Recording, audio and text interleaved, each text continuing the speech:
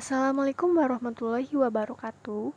Kami dari kelompok 4 yang beranggotakan 1. Alifa Aulia Rahman, 2. Dewi Fitriani, 3. Laila Nur Fatihah, 4. Sofia Nurul Hakimah, 5. Muhammad Dwi Prasetyo, 6. Julian Dimas, dan 7. Rizky Yoga Aditya akan membawakan materi mengenai aspek ekonomi dalam mata kuliah studi kelayakan bisnis.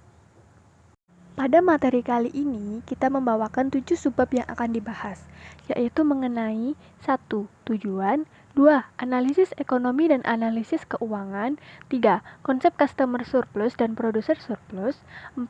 Pendekatan yang dipergunakan, 5. Manfaat ekonomi dan sosial, 6. Kriteria investasi tambahan, dan 7. Usaha lanjutan. Pembahasan pertama mengenai tujuan. Jadi, pada bab ini kita akan berbicara mengenai analisis proyek bisnis yang dipandang bukan hanya dari sudut pandang perusahaan yang akan melaksanakan proyek bisnis tersebut, tetapi dari sudut pandang ekonomi nasional. Jadi, dengan melakukan analisis ekonomi, nantinya diharapkan pada analisis proyek bisnis tersebut bisa menilai apakah suatu proyek bisnis memang tidak akan membebani perekonomian nasional. Nah, analisis ekonomi tersebut penting dilakukan terutama bagi proyek-proyek bisnis yang berskala besar, yang seringkali menimbulkan perubahan dalam penambahan supply dan demand akan produk-produk tertentu, di mana hal tersebut akan berdampak cukup berarti pada ekonomi nasional. Analisis ekonomi dan analisis keuangan. Analisis ekonomi atau economic analysis suatu proyek bisnis tidak hanya memperhatikan manfaat yang dinikmati dan pengorbanan yang ditanggung oleh perusahaan, tetapi oleh semua pihak dalam perekonomian. Sedangkan analisis yang hanya membatasi manfaat dan pengorbanan dari sudut pandang perusahaan disebut sebagai analisis keuangan atau biasa disebut dengan financial analysis. Secara rinci, analisis ekonomi dilakukan dengan alasan karena adanya yang pertama ketidaksempurnaan pasar, termasuk di dalamnya berbagai distorsi yang timbul karena peraturan pemerintah. Contoh-contoh yang bisa dijumpai adalah adanya pengendalian harga, termasuk pengendalian suku bunga kredit, proteksi, kedudukan monopoli, dan sebagainya. Yang kedua, adanya pajak dan juga subsidi. Pajak berarti pendistribusian sebagian kekayaan konsumen dalam hal pajak penjualan atau perusahaan dalam hal pajak penghasilan ke pemerintah. Nah, adanya pajak penghasilan akan mengurangi profitabilitas proyek bisnis di mata perusahaan tetapi akan meningkatkan kekayaan pemerintah. Kemudian yang ketiga yaitu berlakunya konsep customer surplus dan producer surplus. Pada saat terjadi penambahan supply karena adanya suatu proyek bisnis, maka mungkin sekali terjadi penurunan harga. Bagi perusahaan yang melaksanakan proyek bisnis tersebut, harga yang relevan tentu saja adalah harga yang baru, yang lebih rendah dari harga yang lama karena terjadi penurunan harga. Dari sisi konsumen sebaliknya, mereka diuntungkan dalam hal bisa memperoleh barang yang sama dengan harga yang lebih murah. Kemudian analisis keuangan dilakukan dengan memperhatikan tambahan faktor-faktor berikut ini.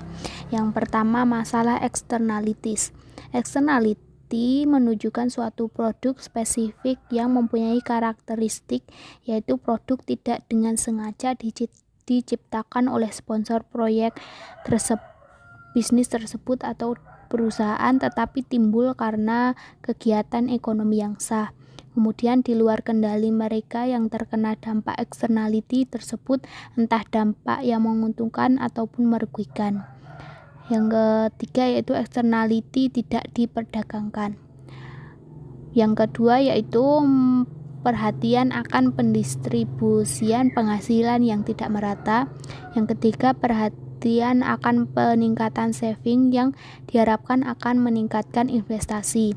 Yang keempat atau yang terakhir adalah pertimbangan akan merit wants atau keinginan akan barang merits, di mana barang merits yaitu barang yang memiliki efek samping positif ketika dikonsumsi. Di mata masyarakat, mungkin suatu proyek bisnis lebih diperlukan dari proyek bisnis yang lain. Sebagai contohnya, misal proyek bisnis yang menghasilkan makanan bayi mungkin akan dinilai mempunyai merit yang lebih tinggi atau artinya lebih diinginkan daripada pabrik yang menghasilkan minuman keras. Yang selanjutnya yaitu mengenai konsep customer surplus dan producer surplus. Konsep customer surplus berkaitan erat dengan konsep customer willingness to pay yang berguna untuk menghitung harga yang relevan pada analisis ekonomi. Kemudian producer surplus memiliki kaitan dengan supply dari tiap produk. Producer surplus sendiri adalah selisih antara revenue yang diterima oleh produser dengan total biaya yang ditanggung. Konsep consumer surplus dan producer surplus. Di sini ada contoh kurvanya. Untuk consumer dan producer surplus, garis D di aksen adalah kurva permintaan, garis S aksen adalah kurva penawaran, titik S sebagai equilibrium, OQ adalah kuantitas yang dibeli, OP adalah harga yang harus dibayar. Dari kurva tersebut, willingness to pay dari konsumen ditunjukkan oleh garis DE. Area ODEQ menunjukkan keseluruhan kesediaan membayar dari konsumen, sedangkan harga yang dibayar oleh konsumen hanya ada pada area OPEQ. Selisih dari kedua area tersebut atau PED dinamakan sebagai consumer surplus. Revenue yang diterima oleh perusahaan ditunjukkan oleh area OPEQ dan total biaya yang ditanggung adalah OSEQ. Selisihnya SPE adalah producer surplus. Oke, kita masuk dalam konsep consumer surplus dan producer surplus. Penerapan consumer surplus untuk analisis ekonomi, misalkan fungsi permintaannya akan suatu produk adalah Q sama dengan 90 min 3P dan fungsi penawarannya adalah Q sama dengan min 7,5 ditambah 1,875P. Dari kedua fungsi tersebut dapat dihitung bahwa Q equilibriumnya ada di 30 unit dan P equilibriumnya ada di 20 unit, RP 20. Nah, di sini bisa dilihat dalam kurvanya itu ditunjukkan kalau misalnya fungsi-fungsi itu dimasukin ke dalam kurva jadi kayak gitu. Yang selanjutnya saya akan menambahkan mengenai konsep consumer surplus dan juga producer surplus. Jadi dimisalkan suatu produsen yang baru menambahkan 10 unit ke dalam produk yang sudah ada, maka kurvanya akan bergeser ke kanan seperti yang ada pada slide ke-7. Untuk persamaan kurva sebelum ada penambahan 10 unit adalah P sama dengan 4 plus 16 per 30 Q. Dikarenakan adanya perubahan unit, maka kurva penawarannya berubah menjadi P sama dengan A plus 16 min 30. Maksud saya 16 per 30 Q. Dari contoh, itu kan Q-nya ditambah 10 unit. Jadi 30 plus 10, 40 Q-nya. Dan untuk P-nya tetap 20. Maka P kita ganti dengan 20, kemudian A plus 16 per 30 kali Q-nya yaitu 40. Dari persamaan tersebut bisa diketahui jumlah A adalah minus 4 per 3. Jadi persamaan kurva yang baru, kurva penawaran yang baru yaitu P sama dengan min 4 per 3 plus 16 per 30 Q. Dengan pergeseran kurva baru tersebut,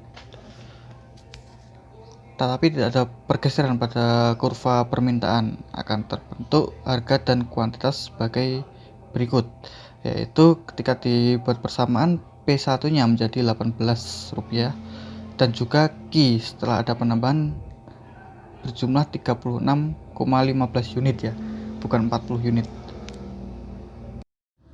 Kemudian setelah diketahui P dan Q yang baru, yaitu P sebesar 18 dan Q sebesar 36,5,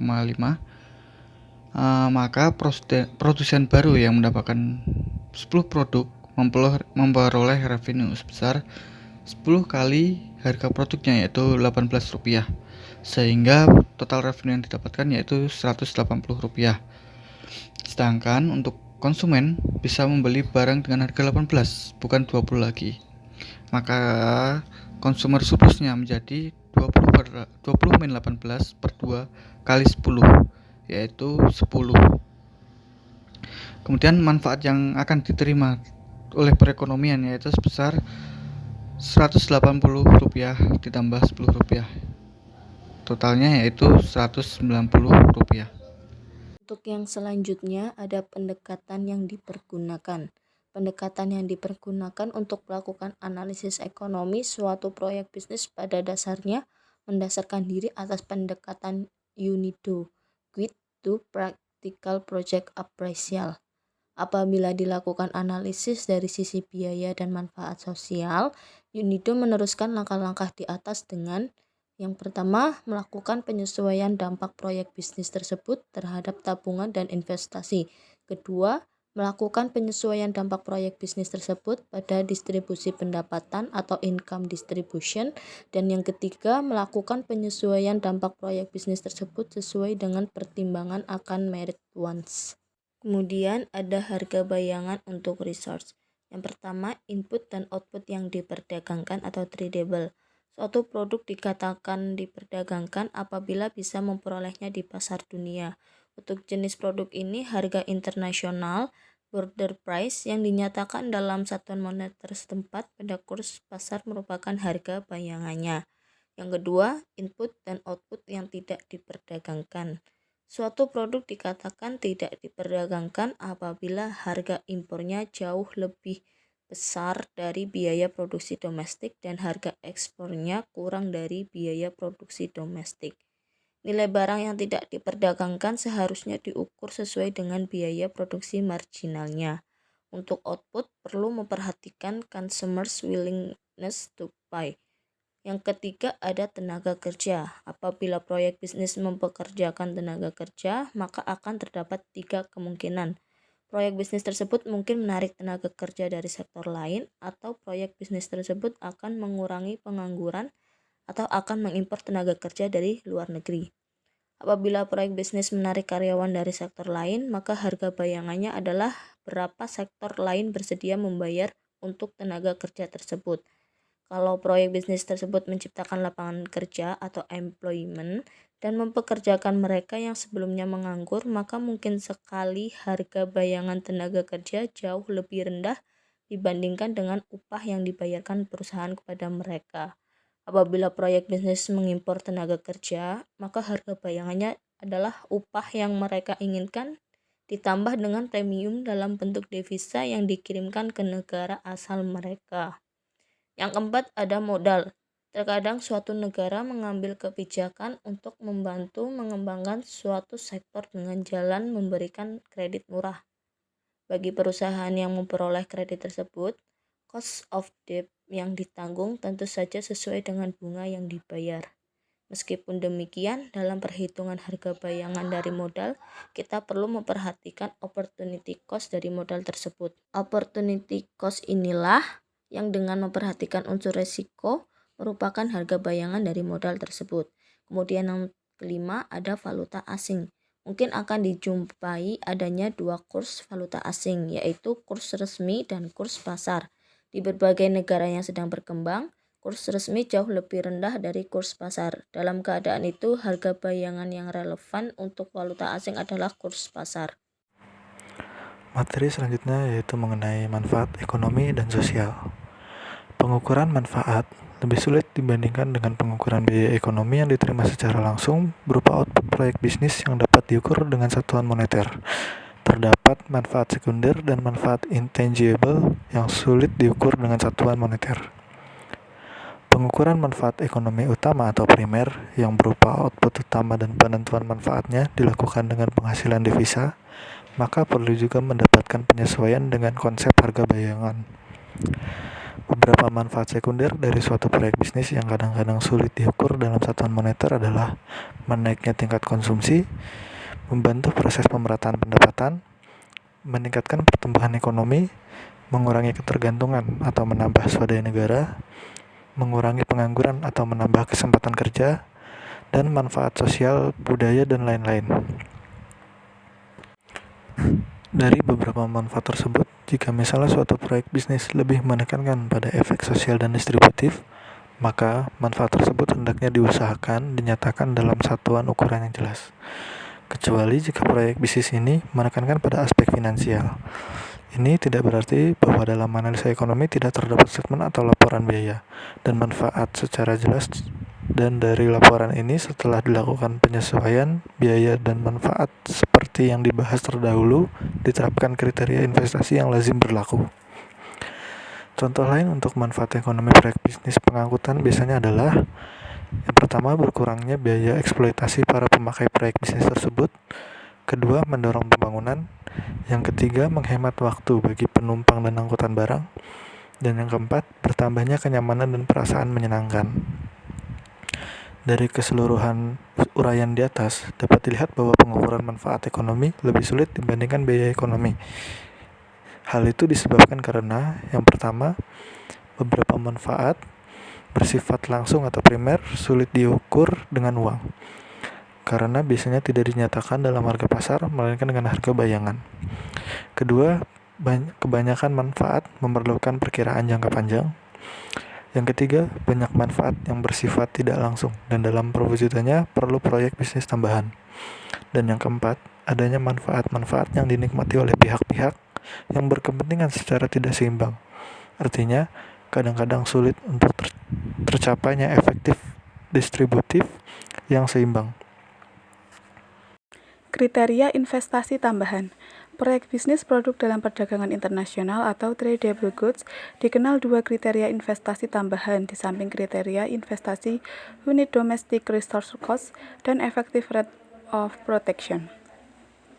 Dua kriteria investasi ini hanya berlaku untuk proyek bisnis yang menghasilkan produk yang bersifat tradable, yaitu satu jenis barang yang sekarang diimpor dan diekspor, kemudian bersifat pengganti yang erat hubungannya dengan jenis lain yang diimpor atau diekspor, dan jenis barang dan jasa yang tidak memenuhi syarat A dan B karena adanya kebijaksanaan pemerintah untuk menghindari diimpor dan diekspornya barang tersebut. Yang selanjutnya yaitu usaha lanjutan. Dari keseluruhan aspek ekonomi yang telah dilakukan ini, harga bayangan atau shadow price yang digunakan adalah harga bayangan efisiensi. Hal ini terjadi karena pengukuran visibilitas aspek ekonomi dinyatakan dalam efek pertumbuhan dengan tidak memperhatikan efek pemerataan atau distributif. Jadi dalam pendekatan ini hanya proyek bisnis yang memberikan sumbangan kepada maksimisasi pendapatan nasional dianggap feasible.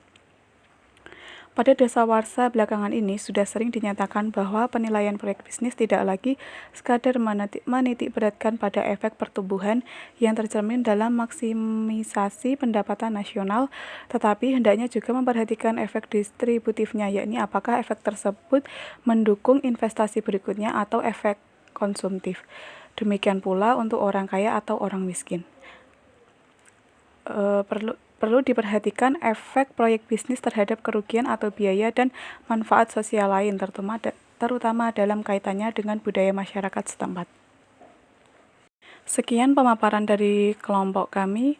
Apabila terdapat kekurangan atau kesalahan, kami mohon maaf. Wassalamualaikum warahmatullahi wabarakatuh.